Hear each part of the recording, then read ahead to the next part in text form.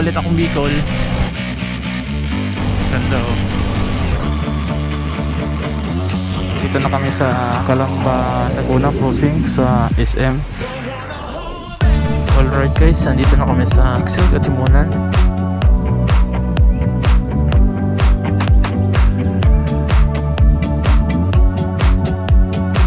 Hindi ka na ako dito. May swimming block po dito kanina? Araw-araw yan. Asan na po yun? Ano, hospital?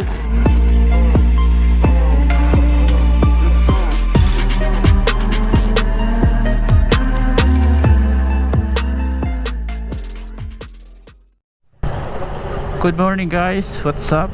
Dan BTV here. Ngayon uuwi ulit akong Bicol. I-update ko lang kayo kumusta na ba ang kabikulan at syempre yung mga travel ba, mga requirements. So update ko na lang kayo kung anong mangyayari sa aking biyahe pa uwing Bicol. Yun, babalik kami. Pinalaglag, nawalaglag yung kaputi ko. Dalawang kaputi yun eh. Pag umulan, basang-basa kami nito. Hindi ko alam kung saan nalaglag eh. Ito yung isa sa mahirap sa ganitong motor, walang lagayan ng gamit. Tinali ko sa babaw, kulang kasi yata yung tali ko, hindi matibay. Isang interior lang. Yun, wala. Sana nandun sa taas. Buti nakita pa namin yung kapote. Talagang pag umulan wala kaming magagamit eh. Yan, di na namin tatali ito. Nandito na kami sa Calamba, Laguna crossing sa SM. So yun, kung mapapansin nyo, daanan na yan, diretso papuntang Turbina. Ngayon, makikita nyo sa Google Map. Ayan, dito ako pinapaliko. Papuntang Pansul. So ayan, dadaan kami ng Los Baños, Calauan. Doon ang daanan namin. Hindi kami dito dadaan sa Turbina at Santo Tomas. So ayan, kita-kita na lang ulit mamaya. So tara.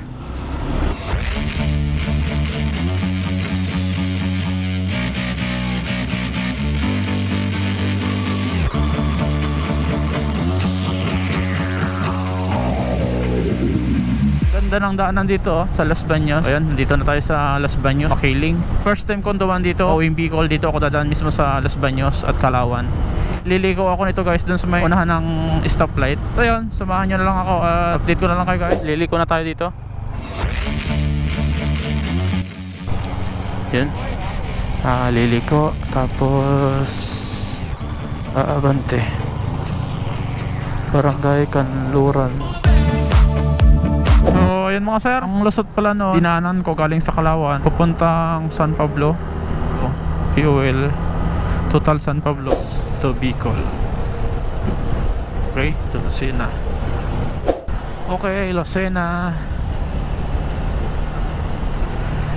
Vertical clearance 5.30 m or meters.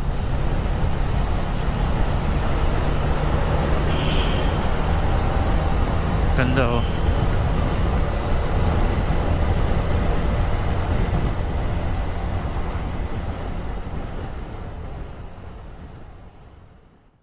Alright guys, nandito na kami sa zigzag at Timunan.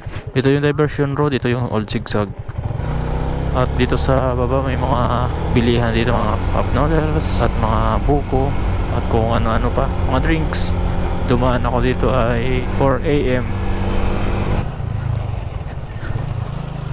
Nawala ng buwelo itong sinusundan ko ah. Ang pangit guys ng daanan dito pala sa old zigzag ngayon.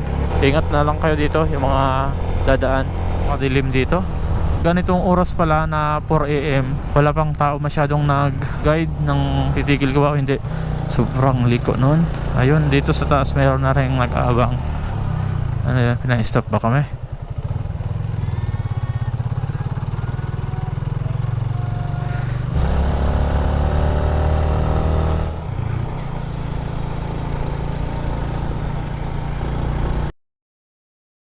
Pangit ang daanan. Grabe yun, nakikita nyo. Andito na kami sa Calawag. Simula sa Calamba, Laguna ay malis kami alas 2. Tapos dumating kami dito sa Calawag ng bayan ay 5:29. So bali 5:30. So pagas muna ako dito sa Shell. Lagi ako Shell nagpapagas ah. Shell, baka naman. Okay, shout out sa Calawag Shell.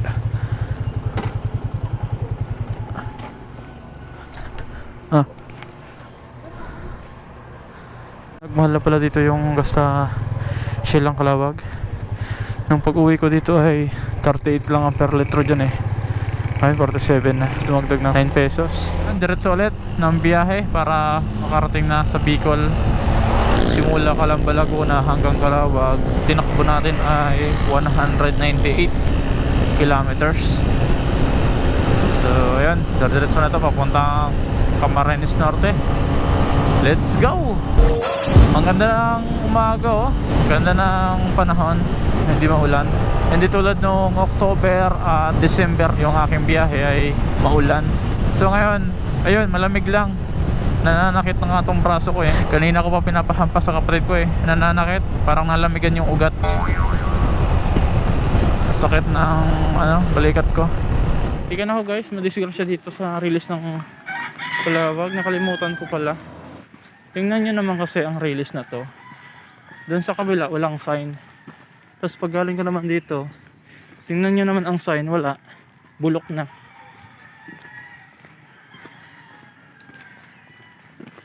Antika na ako dito. Dito ka na padaan sa mababaw at doon. Di ko napansin po, pagtingin ko, harap-harapan na dito na ako, di ko na i-preno na sabi ko basag. Di ka ng merino. Kung namerino ka, tutumba ka na yan. Di ko kasi napansin, napasarap yung takbo ko doon, nakalimutan. Ito yung inaabangan ko talaga. Di ko na ako, buti dito ko nakadaan eh. Dito ka na padaan sa mababaw at doon. Kaya nung isa kanina, 2 gulong. May swimming pool po dito kanina? Oo, doon. Ilan po? 2. Araw-araw yan. Paano naman kasi walang sign dito, nakalagay na Kaso labo na eh. yan oh, bulok na eh. Yun po, nakita nyo yung sign, wala na, bulok na. Tandaan na lang sana dyan pagdating ka sa may iglesia. Oo nga eh. Yung iglesia. Inaabangan ko to, nakalimutan ko naman, nawala sa isip ko. Kala ko sumabit yung makina ko, kala ko basag. Ay kung doon ka na padaan. Yung mag-waiting ang kalsada, yan ang tanggal yung mga Yan. Buti ka dito ako napadaan eh. Dito ka napababaw ka. Kung doon ka sa dinaanan kanina nung na yun. Yung gulong ba kayong Kasi noong una kong biyahe din, muntik ako madisgrasya dito, buti napansin ko kagad. Ngayon talagang hindi ko napansin agad ah. Pagaling ka doon, natatandaan mo yung iglesia. Iglesia? Oo. Paggaling doon sa mismong bayan ng Kalawag, iglesia. Iglesia. Pagdating dito sa unahan, release. Yan. Kaya na, muntikan na akong mamatay dito eh. Kanina daw may sumimplang dito, 2. Asa na po yun? Hospital? Ha? Hospital yung 2? Hindi naman. Diretso rin ay. Diretso lang din? Papunta rin doon ang biyahe? Baliwala, mamaya yung dadamdamin. Ano yun? May angkas din? Wala? Oo, may angkas.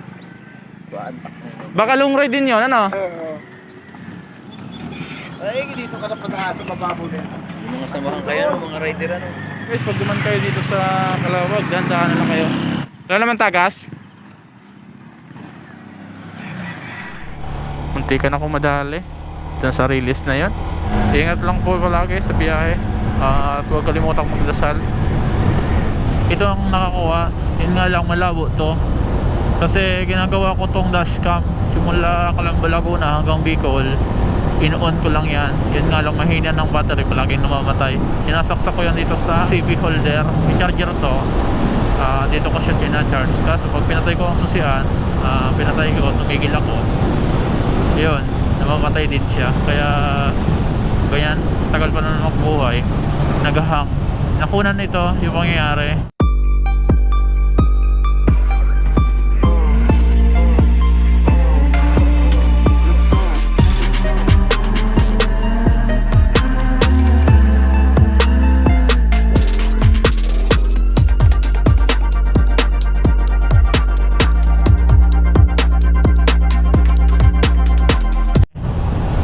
Yan nga lang, malabo.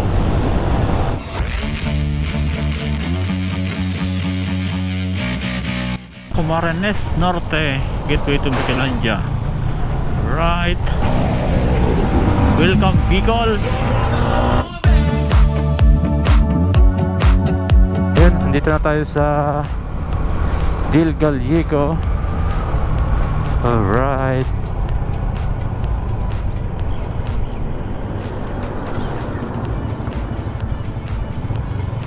Checkpoint sa Dilgalyico. Ayun, namamara pa sila dito. Sabi, naghihigpitan daw ulit magla-lockdown ulit. Sana wag naman. Sana tapos na tong lockdown na to. Mahigit 1 taon na Tingnan nyo, ang lalim ng lubak na to bago ka sumapit ng tulay na to. Tulay ng Dilgaligo ba to? Ang lubak po. Grabe, lubak to. Lubak. Pero pinapalapad nilalagyan ng mga bakal. Papalakihin tong tulay na to. Ay, gumuho pala dito sa Ragay to Yun gumuho. Kaya one way start ka sa Ragay. Okay, Ragay. Anong oras? 7:22 Ragay.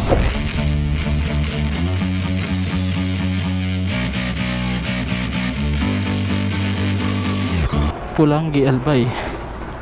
So yun, shoutout kay ate na pinasilong kami dito. Kasi nakikita nyo naman panahon. Talagang ayaw mong pakawat ng ulan na to. Ganda ganda ng view. Ngayon nagpapakita na ng konti. Yun, uminit ulit. Doon lang pala sa unahan umulan. Dito tuyo na yung semento. Yan, Silvers 1 sa gitna ng palayan. Dumaan na pala tayo sa Pulangi. Una sa Del Gallego, hindi naman tayo hinarang. Sunod na may checkpoint sa Pulangi, hindi naman ako hinarang. Pero yung iba, hinaharang naman. Chine-checkpoint, hinahanap yata yung ORCR. HPG ang nandun nakita ko Pero ako, di naman ako hinarang. Hindi ko na nakunang kasi dumiretso na lang ako. So yun yung update. So yun nga pala, bago ko tapusin itong vlog, shoutout muna. Shoutout ko rin si Roel andyan sa Canada kasi mayroon din akong views dyan sa Canada. At mayroon din nag-comment sa akin na taga Canada si mekanikong Pilipino ba yun. Salamat din sa iyo, sir. Isa ka rin siguro sa nanonood ng aking vlog. Maraming salamat din sa mga nag-subscribe at nanood nito. Maraming salamat din sa nag-share ng video ito, lalo na sa kapatid ko si Jomar. Palagi niyang sinishare ang aking vlog. Maraming salamat sa iyo, tol. Nagbibiyahe pala ako galing Calamba, Laguna to Bicol. Siguro every 2 months o kaya every 3 months kasi nandito yung aking anak. Mahirap kasi sa Laguna at siyempre iwas na rin tayo sa sinasabing kumakalat na yan sakit. Susunod kong vlog, panoorin nyo na lang. Papasyalan natin ang Cagraray Eco Park. Matatagpuan to sa isla ng Bakakay, Albay. Ito yung susunod kong vlog. At kung baguhan ka pa lang dito guys sa aking channel, huwag mo na rin kalimutang i-subscribe ang aking YouTube channel at pindutin mo na rin ang notification bell. I-all mo yan para lagi kang updated sa aking biyahe. So yun, peace, ride safe.